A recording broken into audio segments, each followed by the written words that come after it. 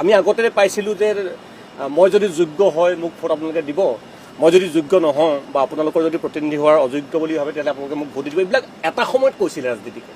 কিন্তু আপোনাৰ on camera আপুনি কথাটো এবাৰ কৈছে যে মই যদি যোগ্য হওঁ, মই যিহেতু 10টা বছৰ জনপ্ৰতিনিধি হিচাপে কাম কৰি আছোঁ, মই যদি যোগ্য হওঁ বুলি ভাবে, মই যদি কাম কৰিছোঁ বুলি ভাবে, তেতিয়াহ'লে আপোনালোকে আমাক ভোট দিব বা মোক ভোট দিয়ক, তেনেকৈ আপুনি প্ৰচাৰ চলাইছিল। আৰু এই ক্ষেত্ৰত এইটো এটা কম চেলেঞ্জ নহয়, মানে মানুহক এনেকৈ লৈ যোৱাটো বা এনেকৈ কথা কথাটো কিমান আত্মবিশ্বাসী বুলি কেনেকৈ হৈছে? মই 2021তো এইটোৱে কৈছিলোঁ, 2016ত মই কৈছিলোঁ মোক ভোট দিয়ক বুলি। 2021ত মই মিটিং কৰিছিলোঁ, সৰু সৰু মিটিং, এটা পাৰ ZPC এখন কৰিছিলোঁ। তেতিয়াও মই কিন্তু ডাঙৰ মিটিং পতা নাছিলোঁ, যে 10,000 20,000 এনেকুৱা লৈ মানুহৰ মেক্সিমাম 500,000 মানুহক কৈছিলোঁ, আৰু মেছেজটো তেনেকৈ গৈছিল আৰু খোজ কাঢ়িছিলোঁ মই খুব। তেতিয়া এটা কৈছিল যে 5 বছৰ আপোনালোকে মোক দিলে, 5 বছৰ মোক কিবা কৰিব পাৰিলোঁ, কিবা নোৱাৰিলোঁ। এতিয়া আপোনালোকৰ বিচাৰ্যৰ বিষয় যে মোকে আকৌ বিচাৰেনে নে বেলেগক বিচাৰে, সেইটো আপোনালোকৰ চইচ। 21তো মই বেলেগক এৰি দিছিলোঁ। আৰু তেতিয়া মোৰ ভোটটো তেতিয়া একে সমষ্টি আছিল, এই ডিলিমিটেশ্যন হোৱা নাই, সোমোৱা নাছিল, তেতিয়া দেৰগাঁৱত কিছুমান গ'ল। তেতিয়া কিন্তু মই 11,000 ভোট বেছি হৈ গৈছিল। 16ত মোৰ লিডিং আছিলে 16,000 ভোট, আৰু তাত লিডিং হৈ গ'লগৈ 27,000 21ত। সেইটোৰ পৰা এটা কনফিডেঞ্চ আহিল যে মানুহক নিজৰ কথা জহাই অন্যৰ বদনাম গাই থাকিলে যে ভোট পায় সেইটো নহয়, সেইটো ফালৰ পৰাও মোৰ এটা কনফিডেঞ্চ আহিলে। আৰু এটা মই কওঁ, আমাৰ কিছুমান নেশ্যনেল লিডাৰ আহে RSS বেকগ্ৰাউণ্ডৰ, মানে they are not in the election politics, আমাক শিক্ষা দিয়ে কিছুমান, আৰু সৰু সৰু কথা কিছুমান মোৰ মনত থাকি যায়। বহুতে হয়তো নুশুনে, মই শুনো কিন্তু। যে এজন লিডাৰ আহে, আমাৰ BL সন্তোষজীয়ে কৈছিল এবাৰ যে নিকাল যাওঁ মৰ্ণিং মে কিছি কা ঘৰ মে চাই পিও বাতচিত কৰোঁ। সেই তেতিয়াৰ পৰা মোৰ চাই পে চৰ্চাটো আহিলে। আৰু মই এই 5 বছৰত ঘৰত চাহ, যেতিয়া মই ঘৰত থাকোঁ, খোৱাই নাই। মই আপোনাক এটা কথা মনত পেলাই দিব বিচাৰিছোঁ, মই 10 বছৰৰ আগৰ কথা মনত পেলাই দিব বিচাৰিছোঁ। আপুনি যেতিয়া প্ৰথম বিধায়ক নিৰ্বাচিত হৈছে, আপোনাৰ মনত আছে নে নাজানো, আমি গৈছিলোঁ এবাৰ, আমি একদম ব্ৰহ্মপুত্ৰৰ হেল্ল' দিছপুৰ, আপোনাৰ মনত আছে নহয়? সেই 10 বছৰৰ আগত হেল্ল' দিছপুৰ কৰিবলৈ যাওঁতেও আপুনি তেতিয়া আমি কাৰ ঘৰতনো ৰাতি দিনত ভাত খালোঁ, ক'ত আপুনি সেই ব্ৰহ্মপুত্ৰ এলেকাৰ ফালে গৈ আছিলে, তেতিয়া আপোনাৰ এতিয়া আছে নাই মই নাজানো, সেইটো মোৰ সমষ্টিত নাই, সমষ্টিলৈকে নাই, সম্ভৱতঃ দেৰগাঁৱত সমষ্টি। তেতিয়া আমি 10 বছৰৰ কথা কৈছোঁ, মৃণাল শইকীয়া তেতিয়া প্ৰথম বিধায়ক নিৰ্বাচিত হৈছে, তেতিয়াৰ পৰা তেখেতৰ এই যিটো মানুহৰ লগত সংযোগ, এই সংযোগটো আছে। মানে মই আৰু এটা কথা আপোনাক মই সুধিব বিচাৰিছোঁ, তাৰ মাজতে যিটো বনানীকৰণ, খুমটাইখনক আপুনি একেবাৰে সেউজীয়া কৰি পেলাইছে, আপোনাৰ ৰাজনৈতিক যাত্ৰাৰ সমান্তৰালভাৱে, মানুহটো আপুনি প্ৰকৃতি প্ৰিয় বুলি জানো, আপোনাৰ সেই ঘৰটো আছে নাই মই এতিয়া নাজানো, কিন্তু একদম গোটেই গছ বনৰ মাজত আশ্ৰম সদৃশ যিটো ঘৰ, সেই ক্ষেত্ৰখন আৰু ৰাজনৈতিক ক্ষেত্ৰখন, আপুনি ৰাজনীতিৰ মাজেৰে প্ৰকৃতি সেৱী কিছুমান সেনানীও আপুনি কিন্তু খুমটাইত গঢ় দিছে, সেই যাত্ৰাটোৰ কথা অকণমান জানিব পাৰিম নেকি? আচলতে কি, সেৱাই সংগঠন, আমাৰ নেশ্যনেল লিডাৰে সেইটোও কয় যে সেৱা কৰি যোৱা সেইটোৱেই সংগঠন, সেৱা হি সংগঠন। মই কওঁ যে এইবিলাক কথা মই মনত ৰাখোঁ। এটা আমাৰ কথা আছে যে প্ৰবাস কৰিব লাগে। বহুতে গধূলি কাৰোবাৰ ভাত খাই ঘূৰি ঘৰত শুই থাকে, মই তাতে খাওঁ, তাতে শুই থাকোঁ। মই য'ত বিচনা, নতুন বিচনা পালে মই ভাল টোপনি আহে, ফ্ৰেছ অনুভৱ কৰোঁ। তেনে বহুত মানুহৰ ঘৰত মই আছোঁ ৰাতি, সেই তেনেকৈ সম্পৰ্কটো মানে গঢ় উঠিছে। আৰু এই যে মোৰ ক্লিন খুমটাই টিম আছে, গ্ৰীণ খুমটাই টিম আছে, এইবিলাক নন পলিটিকেল, কিন্তু মোক খেতি সমৰ্থন কৰে, মোৰ লগতে কাম বন কৰি থাকে। তো ৰাইজেও ভাল পায় যে এইখিনি গছ চছ ৰুই দিছে, এইজোপা গছ মৃণাল শইকীয়াই ৰোৱা গছ, এতিয়া ছাঁ লৈ আছোঁ। তেনেকুৱা ধৰণৰো মানুহৰ লগত এটা সম্পৰ্ক মোৰ স্থাপন হয়, আৰু সেই কেডাৰখিনিয়ে মানে মোক খুব ভাল পায়। আৰু মই কেতিয়াও তেওঁলোকক কোৱা নাই যে বিজেপি কৰ, চব য়ং হয়, আণ্ডাৰ 25 আছে মোৰ বহুত, clean Khumtai team, green Khumtai team. তেওঁলোকে এইবাৰ কাউণ্টিং এজেণ্টো হৈছে, সিহঁতি নিজে কৈছে আমাৰ একো দাদা একো নাই বৰ্তা, আমাৰ একো এক্সপিৰিয়েঞ্চ নাই, কেনেকৈ কি কৰিম, যা তহঁতৰ কনফিডেঞ্চ বাঢ়িব। ইয়াত এটা কনফিডেঞ্চ চিৰিয়াছ কথাত হ'লে বেলেগ ক্ষেত্ৰতো তহঁতৰ কনফিডেঞ্চ হ'ব। চ' চব আণ্ডাৰ 25 সিহঁতি সোমাৰ আগতে কৈছে চব বুঢ়া বুঢ়া মানুহ আছে, আমি কি কৰোঁ, মই একো টেনশ্যন নল'বি, তহঁতি ধুনীয়াকৈ পাৰিবি। ওলাই ফ্ৰেছ হৈ আছে যে আমাৰ ভাল লাগিল, অভিজ্ঞতাটো হ'ল। ৰাজনীতিৰ কাৰণে আচলতে আকৰ্ষিত কৰিছোঁ যে য়ং মানুহবিলাক ওলাই আহক, সেই তেনেকৈ চলি আছে। আৰু ধৰক বহুকেইজন প্ৰাৰ্থিত্ব প্ৰত্যাশী খুমটাইত ওলাইছিলে যদিও মুখ্যমন্ত্ৰীয়ে সম্ভৱতঃ উদ্যমিতা আঁচনিখনৰ কাৰণে যাওঁতে সম্ভৱতঃ আপোনাৰ কথাটো কৈ আহিছিলে, তাৰপিছত আৰু কোনো ধৰণৰ সভা সমিতিৰ কথা আমি শুনা নাই। আপুনি পাইছিলে নে সকলোৰে সহযোগিতা, দলীয় যিসকল প্ৰাৰ্থিত্ব প্ৰত্যাশী আছিলে? পাইছোঁ। প্ৰাৰ্থিত্ব প্ৰত্যাশীটো মই তাততো সকলোৰে পাইছোঁ ইমান প্ৰত্যাশী নাছিল চিৰিয়াছ প্ৰত্যাশী কোনো নাছিল কিন্তু মোৰ কোনো মোৰ এণ্টি কেম্পেইন কৰিবলৈ যোৱা নাই আৰু এটা কথা মই আপোনাক সোধোঁ যে আপোনাৰ যিগৰাকী বিৰোধী প্ৰাৰ্থী ৰজলিনা তিৰ্কী আছিলে আপোনাৰ মুখত কিন্তু জেনেৰেলি দুজন প্ৰাৰ্থীৰ মাজত যিটো বাকযুদ্ধ দেখা পোৱা যায় আমুক বেয়া আমুক কিবা কৰা সেই মাতষাৰো আপোনাৰ মুখত শুনা নগ'ল তেওঁ খুব ভদ্ৰ মহিলা আৰু তেওঁৰ দেউতাক মোৰ দেউতাক বহুত একালৰ বন্ধু আছিল তেওঁক যোৱাবাৰ বিধায়ক হিচাপেও পাইছিলোঁ তেওঁৰ বিজেপিত আহিবলৈও মন আছিলে কিন্তু অহা নহ'লগৈ কিন্তু হেৰি হ'ল পুনৰ তেখেতেও মোৰ বদনাম গোৱা নাই মই বদনাম গোৱা নাই আৰু মই কৈছোঁ নাই বদনাম গাই মই ভোট বৃদ্ধি কৰিব নিবিচাৰোঁ আৰু আপুনি এনেকুৱা কি কামনো কৰিলে যাৰ কাৰণে এতিয়া মৃণাল শইকীয়া বুলি কোৱাৰ লগে লগে যে খুমটাই ইউথ জেনেৰেশ্যনটো খুমটাই ছিনিয়ৰ চিটিজেন জেনেৰেশ্যন যিখিনি মানুহ জ্যেষ্ঠ নাগৰিক আছে মই দেখা পাইছোঁ যে আপুনি গামোচা পিন্ধিবলৈ অস্বীকাৰ কৰে নিজৰ গামোচাখন আপুনি সভাখনত থকা জ্যেষ্ঠ লোকজনক নিজে পিন্ধাই দিয়ে সৰ্বস্তৰৰ মানুহৰ যিটো আস্থা যিটো বিশ্বাস সেইটো কি মেজিকেৰে আপুনি মেজিক নহয় মই যিটো মই কৈছোঁ নহয় জনসম্পৰ্ক মানে একেখিনি মানুহ নহয় যে আপুনি যদি অকল ইউথৰ মাজত জনপ্ৰিয় হ'লহেঁতেন মই তেতিয়া ক'লোহেঁতেন যে আপুনি যথেষ্ট ইউথ অৰিয়েণ্টেড কিছুমান কাম কৰিছে যিখিনি আপুনি কৈ গ'ল ক্লিন খুমটাই গ্ৰীণ খুমটাই বা নতুন আচলতে এনভাইৰনমেণ্ট নেচাৰ সকলোৱে ভাল পায় মই এইটো কাৰণে যুঁজি থাকোঁ তেওঁলোকো মোৰ প্ৰতি আকৃষ্ট হৈছে আৰু জনসম্পৰ্ক আমাৰ কিন্তু RSS বেক নেতাখিনিয়ে RSSৰ নেতাখিনিয়ে বহুত সুন্দৰ পদক্ষেপ পইচা পাতিও দি থাকে নহয় নিদিওঁ পইচা মই নিদিওঁ কেনেকৈ দিলে মই হেবিট বেয়া হয় বুলি ভাবোঁ মানুহবিলাক কেনেকৈ লগ খাই আপোনাৰ ইমানকৈ পাই থাকোঁ ৰাস্তাত পালোঁ ঘাটত পালোঁ কথা পাতিও চব মানুহে পইচা বিচাৰি নাথাকেতো স্বাভিমানটো মই জগাই তুলিব বিচাৰোঁ সকলোৰে যে স্বাভিমানী অসমীয়া যিটো কয় যে মোৰ স্বাভিমান আছে বহুত এনেকুৱা মানুহো পাইছোঁ মোৰ ঘৰলৈ চাইকেল মাৰি আহে কিবা এটা লৈ মই পইচা দিলে কেতিয়াও লৈ নাযায় যে আপুনি ইমান কষ্ট কৰি আহিছে পইচা এহেজাৰ লৈ যাওকচোন ঘৰত খৰচ কৰিব নাই এনেকৈ কোৱা যোৱা মানুহ দেখিছোঁ আৰু মোক এটা আপুনি যোৱা 10টা বছৰত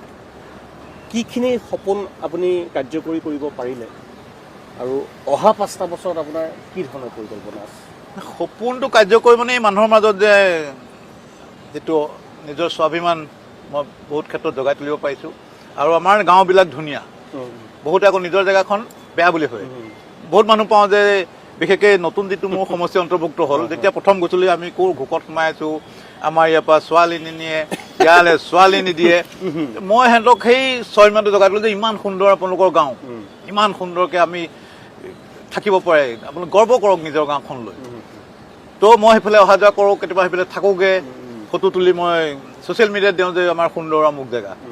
সেই তেনেকেই লাহে লাহে তেওঁলোকৰ স্বাভিমানটো আহি গ'ল এতিয়া কৈ যে নাই আমাৰ খুব ভাল লাগে থাকি আমাক মানুহে কয় বোলে তহঁতৰ ইমান ধুনীয়া জেগা সেই তেনেকুৱা ধৰণে আৰু ৰাস্তা পদূলিৰ ক্ষেত্ৰত এতিয়া আগতে খুব শোচনীয় আছিল বুলি শুনো যে খুমটাই বাটপথ যথেষ্ট শোচনীয় আছিল আৰু কিবা কৰিব লগা আছেনে বহুত আছে ৰাস্তা পথ কেতিয়াও শেষ নহয় কাৰণ নতুন নতুন গাঁও আৰম্ভ হৈ যায় মানুহ ইঘৰৰ পৰা উঠি এই দূৰত ঘৰ বনালে সেইটো এটা ৰাস্তাৰ সৃষ্টি হ'ল কিন্তু পুৰণি খুমটাইত মোৰ যিখিনি থাকিল তাত মই দাবী কৰিব পৰা যায় 80% ৰাস্তা অ'কে হৈ গ'ল কিন্তু নতুন যিটো পাৰ্ট পালোঁ সেইটো কিন্তু 80% সৰু পথাৰৰ পৰা সোমালে সেইটোত কিন্তু গোটেইখিনি মৰঙী পঞ্চায়ত মৰঙী আমি মৰঙী চাৰ্কুল বা মৰঙী ব্লকৰ যিবিলাক ডেভেলপমেণ্টৰ যিটো এৰিয়া সেইটো এতিয়া অহা 5 বছৰত আপুনি মূলতঃ কোনখিনি কামত আপুনি গুৰুত্ব দিম বুলি ভাবিছে মই চাইছোঁ যে আমাৰ আগতে যিটো দেৰগাঁৱত সোমাল তাত খেতিৰ অঞ্চল আছিলে প্ৰথম গৈ দেখিছিলোঁ যে খেতি কৰে কিন্তু সেইবিলাক প্ৰডাক্ট যিবিলাক মানে তেওঁলোকৰ সামগ্ৰী কৃষি সামগ্ৰী উলিয়াই নিওঁতে সিহঁতৰ গোটেই লাভটো গুচি যায় কাৰণ দূৰ ঠেলি নিব লাগিব ঠেলাত নিব লাগিব কেতিয়া ওলাব নোৱাৰে গাড়ী নোসোমায় কিন্তু সেইখিনি মই বনাই দিলোঁ এতিয়াও গ'লে ব্ৰহ্মপুত্ৰ ইয়াত ক'ব যে সকলো মই বনালোঁ ব্ৰহ্মপুত্ৰ কিন্তু সেইটো প্ৰথম যাওঁতে গাড়ী ফচি ঠেলিছিলোঁ সেইবিলাক একদম চিকচিকীয়া ৰাস্তা প্ৰথম মই তাতে ইণ্টাৰেষ্ট এতিয়া মৰঙী ফালে এনেকুৱা বহুত অঞ্চল য'ত তামাম খেতি কৰে মোৰ ইচ্ছা যে গোলাঘাট ডিষ্ট্ৰিক্টৰ কৃষি সামগ্ৰী যাতে আমাৰ সৰু পেটাটো ব্লক কৰিব পাৰোঁ খুব হেৰি দৰৱ জাতি দিয়ে সেইকাৰণে সেইবিলাক খাই মেলি বহুত মানুহ বেমাৰী হৈ গৈছে সেই এৰিয়াবিলাক মোৰ ফাৰ্ষ্ট লক্ষ্য যে আমি কৃষকক চিট দিলেই নহ'ব কৃষকক ট্ৰেক্টৰ দিলেই নহ'ব যে কৃষকে ক'ত খেতি কৰে ক'ৰ পৰা খেতিৰ সামগ্ৰীবিলাক উলিয়াই আনে সেই ইনফ্ৰাষ্ট্ৰাকচাৰটো ডেভেলপ কৰিবলৈ সেইটো মই বিধানসভাটো সজোৰে উত্থাপন কৰোঁ আৰু 100% ইৰিগেশ্যন ধানৰ খেতিত নালাগে আমাৰ ধানৰ খেতি কৰাৰ আগতে বৰষুণ আহে সেইটো হৈ যাব বাৰু কিন্তু যিখিনি ৰবি শস্য আমি কৰোঁ তাত যদি আমি জলসিঞ্চনটো 100% কৰিব পাৰোঁ আমাৰ গোটেই পাচলি গোটেই ইণ্ডিয়াৰ মাৰ্কেট ল'ব পাৰিব, মই চেলেঞ্জ কৰিব পাৰোঁ অসমৰ। এইখিনি ক্ষেত্ৰত আপুনি যোৱা সময়ছোৱাত আপোনাৰ জলসিঞ্চন বিভাগেই হওক বা কৃষি বিভাগেই হওক, কৃষি বিভাগৰ মন্ত্ৰীগৰাকীও আপোনালোকৰ জিলাৰে কেনেকুৱা সঁহাৰি পাইছে বা আগবাঢ়িছিলে নে কিবা তেনেকুৱা ক্ষেত্ৰত? কৃষি ক্ষেত্ৰত চিট টিট দিয়ে, কিন্তু এই ক্ষেত্ৰতো বহুত কৰিবলগীয়া আছে যে সময়ত চিটটো নাপায় আৰু কিছুমান অপ্ৰয়োজনীয় বস্তু দিয়ে, যেনেকৈ অৰ্কিডৰ বস্তাই বস্তাই ট্ৰাকে অৰ্কিড দিয়ে। এতিয়া মই ক'তো কাকো অৰ্কিড খেতি কৰি কিবা এটা কৰা মই দেখা নাই। সেইটো ইমান আমাৰ পৰিৱেশটোৰ কাৰণে সেইটো প্ৰয়োজন নাই, সেইবিলাক কেঞ্চেল কৰি চিটবিলাক সময়ত যাতে পায় সেই ব্যৱস্থাটো কৰিবলৈ। আৰু আগৰ পৰা ডাটা বেছ, এতিয়া কি হয় 2 গাড়ী আলু আহিল, গোটেই মানুহৰ তাত আৰু মোক লাগে এনেকুৱা। আমাৰ যদি ডাটা বেছ এটা থাকে যে কোনে কোন খেতিয়কে আলু খেতি কৰে, বহুত খেতিয়ক আলু খেতিয়ক নাই নহয়, কোন খেতিয়কে আমাৰ আমুক খেতি কৰে, সৰিয়হ খেতি কৰে, এটা যদি ডাটা বেছ থাকে, সামগ্ৰী আহিল লগে লগে তেওঁ হোমটো ঘৰত ডেলিভাৰী দিলে খেলটো খতমেই হৈ যায় সময়ত পালে। আৰু এতিয়া কি হয়, যোন এগ্ৰিকালচাৰ অফিচৰ মানুহ পগলা হৈ যায়, জমে মানুহ আহি যায়, ইটোক দিলে সিটোক দিলে গৈ খতম। ধৰক প্ৰকৃত খেতিয়কৰ সময় নাথাকে অফিচলৈ আহি থাকিবলৈ, এনেই অদৰকাৰী মানুহ বহুতে 50% অদৰকাৰী মানুহে এই চিটবিলাক লৈ যায়। মোৰ এইটো তলৰ অভিজ্ঞতা। আৰু যিখিনি আচল খেতিয়ক নিজে এইবিলাক হাহাকাৰ কৰি নুফুৰে, নিজে কিনি আনি পেলাই কৰে। মই ইনফ্ৰাষ্ট্ৰাকচাৰ আৰু ৰবি ক্ৰপছৰ কাৰণে 100% ইৰিগেশ্যন, এইটো প্ৰধানকৈ আগত লৈ পেলাই মই আগবাঢ়িম। আৰু এটা কথা, আপোনাৰ যিটো কণ্ট্ৰিবিউশ্যন বিশেষকৈ ৰুৰেল টুৰিজিম, গ্ৰাম্য পৰ্যটন, জোগীবাৰী বিলৰ পৰা আৰম্ভ কৰি খুমটাই সমষ্টিটোত গ্ৰাম্য পৰ্যটনে গ্ৰীণ খুমটাইত যেনেকৈ আপুনি ছাকচেছ হৈছে, গ্ৰাম্য পৰ্যটনৰ এই ধাৰাটো আপুনি কিন্তু অসমত অনাৰ বহুখিনি মানুহৰ মাজত আপুনি বহু ক্ষেত্ৰত অন্যতম। জোগীবাৰীৰ কথা আমি বহুতে জানো বা বহুতে শুনিছোঁ, বহুত ইম্প্ৰুভ হৈছে। এতিয়া গ্ৰাম্য পৰ্যটনক লৈ আপোনাৰ আৰু কিবা পৰিকল্পনা আছে নেকি? প্ৰত্যেকখন গাঁৱে সজাই তুলিবলৈ এতিয়া আমাৰ তাত এতিয়া খুমটাইত 4টা হোমষ্টে বনালোঁ, 4 জেগাত। তাত এই মেলামৰা ইক' টি টুৰিজম আছে, সেইটো সমানে বিখ্যাত। এইখন মুদৈ গাঁও বুলি কয়। লেটেকু বস্তিত এতিয়া থকা মেলাৰ সুবিধা আছে, তাত মানে ধুনীয়া ৰিজৰ্ট এখনেই খোল খাই গ'ল। আৰু সেই জেগাৰ মানুহ আগতে বহুত নিজকে বেকৱাৰ্ড ফিল কৰিছিল, এতিয়া কিন্তু একদম দে আৰ আপলিফ্টেড। তাত আৰু দৌৰ গোটেই অসমৰ মানুহ ফুৰিবলৈ আহে। তেনেকুৱা ধৰণে মই এখন জেগা ধুনীয়া জেগাবিলাক ধুনীয়া কৰিব বিচাৰোঁ। অহা সময়ছোৱাত তেনেকুৱা পৰিকল্পনা আছে? তেনেকুৱা কৰিয়ে যাম সদায়। আৰু ক্ৰীড়াৰ ক্ষেত্ৰতো গ্ৰাম্য ক্ৰীড়া বুলিয়ে নকওঁ, গ্ৰাম্য পৰ্যটনৰ লগত সমান্তৰালভাৱে ক্ৰীড়াৰ ক্ষেত্ৰখনতো বহুকেইটা বিশেষকৈ আৰ্চাৰী বা অন্যান্য তেনেকুৱা কাম অকণমান জনাওকচোন সেইখিনি কথা। ক্ৰীড়াৰ ক্ষেত্ৰতো মই বিচাৰোঁ যে আমাৰ নৱপ্ৰজন্মই ক্ৰীড়াৰ লগত জড়িত হৈ থাকক। মই দেখোঁ কেনেকুৱা ড্ৰাগছ খাই মানুহৰ কেনেকৈ ভাল ল'ৰা ধ্বংস হৈ গৈছে, কেনেকৈ ফেমিলিবিলাক কেনেকুৱা দুৰ্যোগ নামি আহিছে, বাপেকে পিতেকক মাৰি পেলাবলগীয়া হৈছে ড্ৰাগছৰ কাৰণে। কিন্তু খেলাৰ প্ৰতি যদি আকৃষ্ট হয়, খেল বা কৃষি কৰ্ম যি বা কামত যদি সি যাৰ ইণ্টাৰেষ্ট বহি যায়, সি এইবিলাকলৈ সময় নাপায়। সেইকাৰণে মোৰ তাত আৰ্চাৰী একাডেমি মোৰ তাত আছে, গোলাঘাট ডিষ্ট্ৰিক্টত নাই, যোৰহাটতো নাই। তাৰপৰা ডিব্ৰুগড়ৰ পৰা তালৈ ট্ৰেইনিং ল'বলৈ আহে কেতিয়াবা, এতিয়া প্ৰায় অসমৰ পৰাই তাত মাজে মাজে ট্ৰেইনিং লৈ লওঁ। চুইমিং, গাঁৱত ক'তো চুইমিং পুল নাই, মই এটা নেশ্যনেল ষ্টেণ্ডাৰ্ডৰ চুইমিং পুল বনালোঁ ইণ্ডোৰ ষ্টেডিয়াম। আৰু লগতে শ্বুটিং ক'তো নাই, এইটো গম পাইছোঁ। শ্বুটিঙো আছে, নথকা বস্তু খুব ভাল হয়। এতিয়া 400 মিটাৰ ট্ৰেক গোলাঘাট ডিষ্ট্ৰিক্টত নাই, মই বনাই আছোঁ। সেইকাৰণে চব যদি এই খেলমুখী হয়, কামমুখী হয়, তেতিয়া ড্ৰাগছটো নিজে নহয়। তেনেকুৱা ধৰণৰ পৰিকল্পনা আৰু অনাগত এইখিনিতো চলি আছে, সেইখিনিকে ডেভেলপ কৰিম। আৰু এইখিনি কাম কৰিবলৈ যাওঁতে আপুনি নিজাববীয়া প্ৰচেষ্টাটো মই আপোনাক দেখিয়ে আছোঁ। মই কৈছোঁ যে ফ্ৰম ডে 1 2016 চনৰ সেই তেতিয়াৰ পৰা তাৰো আগৰ পৰা মই আগৰ পৰা বুলিয়ে ক'ম, আপোনাৰ যিটো নেৰা নেপেৰা চেষ্টাটো মই দেখি আছোঁ। আৰু খুব বেছি এনেকুৱা ৰাখোঁ যে এইখিনি কাম কৰিবৰ কাৰণে সাধাৰণতে এজন জনপ্ৰতিনিধিয়ে কামবিলাক কৰোঁতে যিটো প্ৰচাৰ বিচাৰে, মৃণাল শইকীয়াই সেইটো নিবিচাৰে। আৰু এইবিলাক কাম কৰিবলৈ যাওঁতে চৰকাৰী সাহায্য ধন নোদত, ৰজাঘৰৰ সাহায্য বা ৰাজ সাহায্যটো আমাক লাগিবই। কিন্তু যিমান জনপ্ৰতিনিধিসকলে আমি ঘূৰি ফুৰা দেখোঁ, হামৰাও কাঢ়ি ফুৰা দেখোঁ, মৃণাল শইকীয়াই সেইটো নকৰে। কামবিলাক কেনেকৈ হৈ যায়? যিখিনি পাওঁ সেইখিনিকে মই ভালকৈ ইউটিলাইজ কৰোঁ আৰু নিজে লাগি থাকোঁ। আৰু সৰু সুৰা কথাত মই নিজৰ পকেটৰ দি দিওঁ। মোৰ এতিয়া বাগানৰ ইনকাম চব পাব্লিকৰ মাজতে যায়। এতিয়া নতুনকৈ এটা ক্ৰেজ উঠিছে আমাৰ সৰু ল'ৰা ছোৱালী খালী চাইকেল, য'তে যাওঁ 11 ল'ৰা ছোৱালী বেৰি ধৰে, বৰ্তা মোক চাইকেল লাগে। এতিয়া মই আফটাৰ ইলেকশ্যন প্ৰায় 100খন চাইকেল দিছোঁ। আফটাৰ ইলেকশ্যনে দিছোঁ বেছিভাগ। তাঁতশাল, বোৱাৰী দেখিলে দুখীয়া ঘৰ যে ছাৰ আমাক যদি তাঁতশাল এখন দিয়ে মই ধুনীয়াকৈ চলি যাব পাৰিম। মই সোধোঁ আকৌ অৰুণোদয় দিবা নাই, বোলে দিম বুলি কয়। তাঁতশাল এখন দিয়ক, আমি বম হেৰি কৰিম। তেনেকৈ মই পাব্লিকলিও তাঁতশাল বনাই দিছোঁ, 2-3খন তাঁতশাল, মানে কিবা কমিউনিটি তাঁতশাল বনাই দিছোঁ। আকৌ বহুতকো তাঁতশাল দিছোঁ। বা চিলাই মেচিন দিয়া মোক চিলাই মেচিন এটা দিয়ক মই স্বাৱলম্বী হ'ব পাৰিম পঢ়ি থকা ছোৱালীও বিচাৰে সেইবিলাক আফটাৰ ইলেকশ্যন দি আছোঁ আগতেতো দিওঁ আফটাৰ ইলেকশ্যনো দি আছোঁ মানে বাগানৰ পৰা আপুনি পইচাটো ঘটি পেলাই এইবিলাক নহয় সেইটো কি কৰিম পইচাটো ইমান সাঁচিটো ভালকে থাকিলেই হ'ল চলি খাই মই ধুনীয়াকে মোৰ ল'ৰা ছোৱালীও খাব পাৰিব মোৰ চাচি গছে কোটি কোটি টকা আছে সেইখিনি এডাল এডাল বিকি থাকিলে খাই থাকিব পাৰিম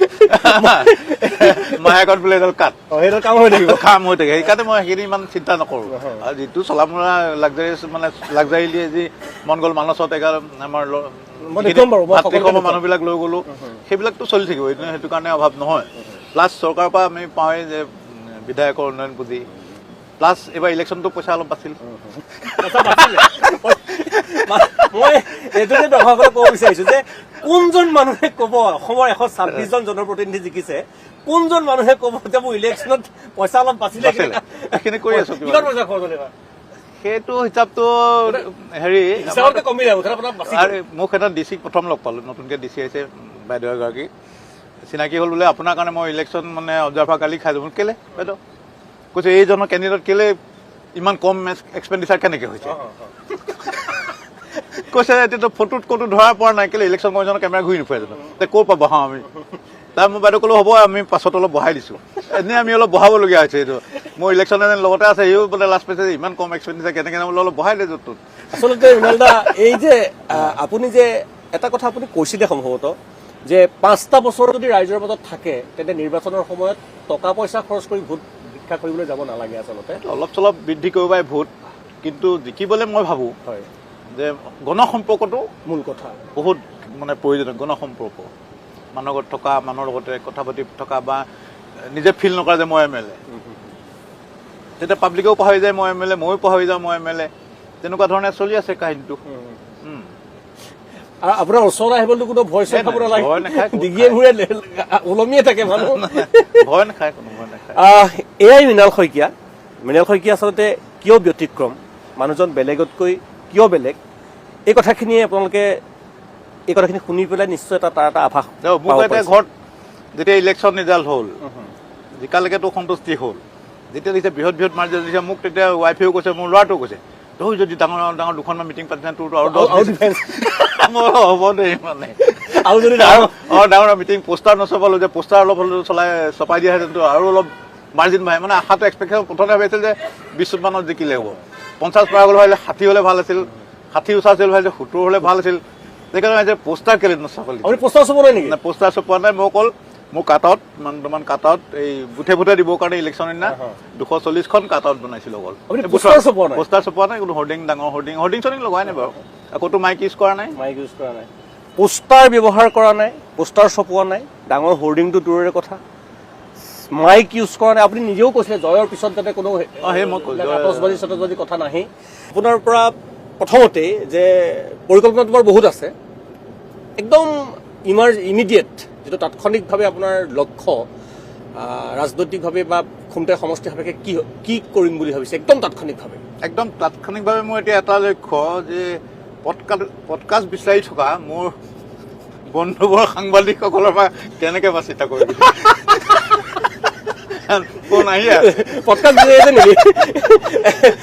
আপুনি মোৰ পৰাটো বাচিব নোৱাৰিলে আপুনি বাটতে ধৰিলে নাই সেইটোৱে আচলতে আপোনাক লৈ পেলাই এতিয়া আচলতে মই যেতিয়া আমাৰ এই সাক্ষাৎকাৰটো মানে হৈছে আৰু চূড়ান্ত মই যেতিয়া আমাৰ যিটো প্ৰমোশ্যন কৰোঁ এতিয়াই সকলোৰে তাতে পাইছোৱেই সকলোৱে আপোনাৰ কথা বা কামখিনিক লৈ পেলাই কিমান আশা কৰি আছে আচলতে মই আৰু এটা কথা খুব হেৰিকৈ সোধোঁ যে কিয় ৰাজনীতি যদি আপোনাৰ ধৰণে কৰিবই পাৰে আমি ইমান বেছি তৰল কথা বতৰাবিলাকত কিয় লাগি থাকিব লাগে সেইখিনি ক'ব নোৱাৰোঁ মই কাৰ কেনেকৈ চবৰে বেলেগ বেলেগ ষ্টাইল আছে মোৰ ষ্টাইল বেলেগ কালি আমাৰ মাননীয় মন্ত্ৰী অতুল বৰা ডাঙৰীয়াই মোক ফোন মাৰিছে কৈছে বহুত ভোট পালা মই বোলো আপুনিও অতুলে বহুত পালে কিন্তু তোমাৰ ষ্টাইলটো মই বেলেগ পালোঁ আৰু এইটো ষ্টাইল যদি কৰিবলৈ যায় বহুত গিৰি যাব আৰু ময়ো গিৰিলোহেঁতেন মই নাই অতুলে আপুনি নিগিৰে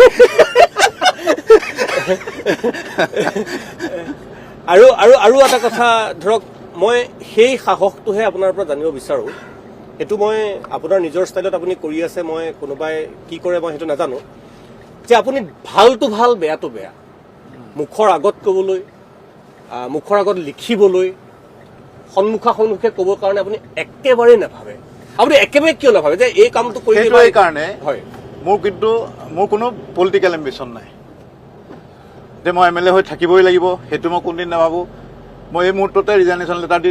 কোনোবাই যদি কয় ক'ৰ পৰা যে তুমি ৰিজাইন কৰা হাঁহি মুখে ৰিজাইন দিম আকৌ বেছিহে ফূৰ্তিত মই ঘৰলৈ ঘূৰি যাম মোৰ কোনো পলিটিকেল এম্বিশ্যন নাই সেইকাৰণে মই ক'ব পাৰোঁ বেছিভাগে কি হয় যে টিকেটটো যাব কোনোবাই বেয়া পাব মোক যেতিয়া সেইবিলাক লক্ষ্যই নাই ইমান যিহেতু পাৰ্মানেণ্ট লক্ষ্য মই পলিটিচিয়ান হৈ থাকিম মই সেইটো কোনো দিনে মই ভবা নাই সেইকাৰণে মোৰ এইটো পাৰোঁ মানে ভয় আপোনাৰ হেৰুৱাৰ ভয়টো নাই নেকি MLA হৈ আছে আপুনি দিছপুৰৰ বিধায়ক আৱাসত আছে যিকোনো মুহূৰ্তত আপুনি কিবা খেলি মেলি বা মই খেলি মেলি বুলি নকওঁ যে আপুনি এনেকুৱা কিছুমান মন্তব্য মই এতিয়া আৰু গোটেইখিনি উলিয়াব খোজা নাই এইটো প্ৰসংগ যে যিকোনো সময়ত আপোনাৰ ওপৰৰ উপদৃষ্টি কৰিব পাৰে সেইবিলাক একো আপুনি মোৰ একো চিন্তা নাই কাৰণ মোৰ হেৰুৱাৰ ভয় নাই আনকি মোৰ মৃত্যুলৈও কোনো ভয় নাই মই ভয় কৰা বস্তু নাই নাই এতিয়াতো ইমান কথা বতৰা চলি আছে দুদিনৰ পিছত মন্ত্ৰীসভা হ'ব আপুনিও হেট্ৰিক MLA মন্ত্ৰী হ'বলৈ মন নাই একদম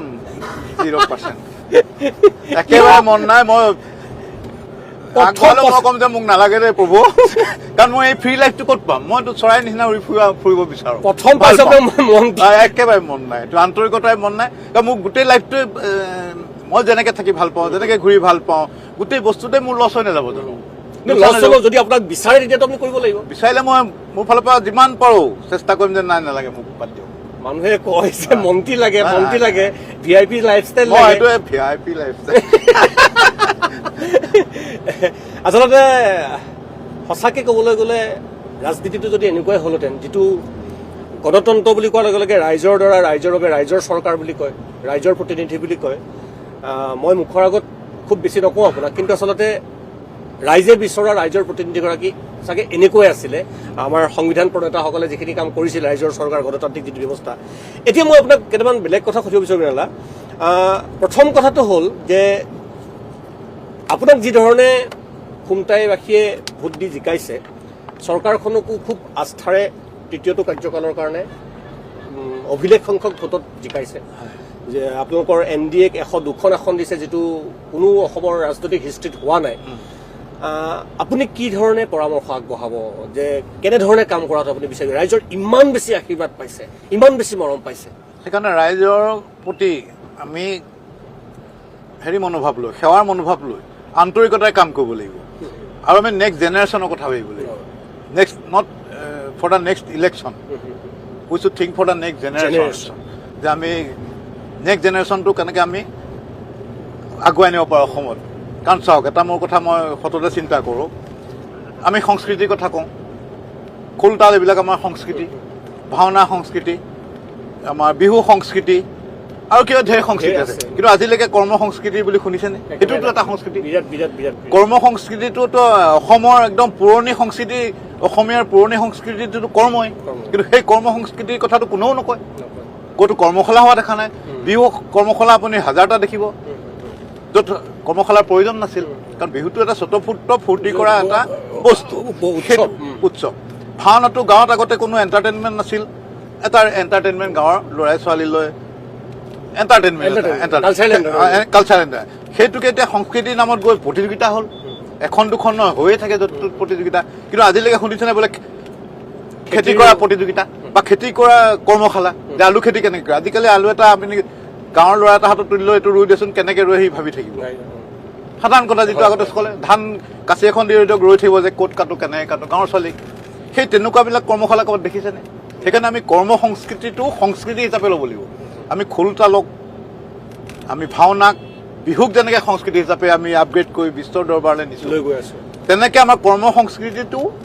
আমি ওপৰলৈ নিব লাগিব যে অসমীয়াৰ এইটো এটা প্ৰধান সংস্কৃতিটো কৰ্ম সেইটো নহ'লে যিমান লেকচাৰ দিওঁ আমি যিমান যি কৰোঁ অসমীয়াৰ অস্তিত্ব কোনেও বচাব নোৱাৰে আপোনাক মই প্ৰসংগক্ৰমে ওলাইছে কাৰণে কৈছোঁ আপুনি ইতিমধ্যে উনুকিয়াই গৈছে যে আপুনি যেতিয়া মহিলাগৰাকীক তাঁতশাল দিবলৈ কৈছে বা তাঁতশালখন বিচাৰিছে তেতিয়া আপুনি লগতে কৈছে যে অৰুণোদয় আপুনি ত্যাগ কৰিব নাই অৰুণোদয় আপুনি এৰিব নাই সঁচাকৈয়ে আমি ক্ৰমাৎ কৰ্মবিহীন বা কৰ্মহীন হ'বলৈ গৈ আছোঁ এইটো বাৰু এটা অপ্ৰিয় সত্য কথা আৰু আপুনি যদি আমাৰ উজনি অসমখনে চাওঁ এতিয়া বাৰিষা কালতো বহু মাটি চন পৰি থাকে কৃষি কৰ্মৰ প্ৰতি মানুহ একদম আগ্ৰহী নহয় বিশেষকৈ মই প্ৰজন্ম বুলি নকওঁ, কিন্তু মই বহু চন পৰা মাতি দেখিছো চাকৰিমুখী হৈছে। এই বস্তুটোৰ পৰা কেনেকে চাকৰিমুখী আৰু টাউনমুখী হয়,